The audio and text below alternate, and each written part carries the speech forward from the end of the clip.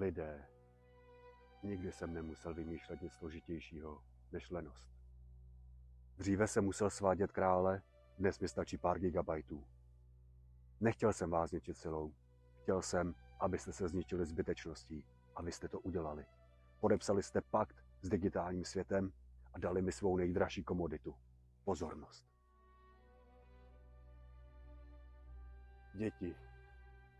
Měl jsem je vést k nenávisti, ale místo toho jsem je vedl k zoufalejšímu cíli. Závislosti. Dal jsem jim telefon a řekl, tady máš svůj svět. Nemusíš chodit ven. Nemusíš snášet skutečnou bolest, jen strach ze zmeškání. Chtějí můj potlesk v podobě srdíček. Mám je přesně tam, kde jsem je chtěl. V kleci, kterou si sami vytvořili a prosí, aby jim je zamykal někdo cizí. Říkal jsem jim, že mají milovat bližního. Místo toho jsem jim ukázal, jak je báječné milovat sebe a svůj majetek. Udělal jsem z pohodlí a bohatství jediné skutečné náboženství. Proč se otravovat s pomocí druhým, když to nehodí like? Proč se špinit s realitou, když mohou mít perfektní iluzi ve svém chytrém domě? Jsou ochotni přejít přes mrtvoly, jen aby na Instagramu vypadali líp. Vyměnili lidskost za předplatné. Moje nejoblíbenější část? Osobní setkání. To už se nenosí.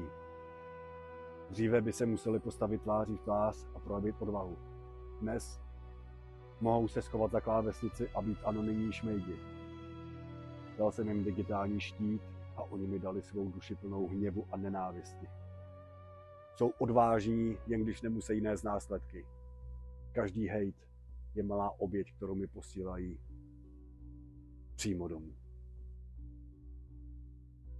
Moji milí, jste tak zaneprázdnění vytvářením své digitální kopie, že zapomínáte krmit originál.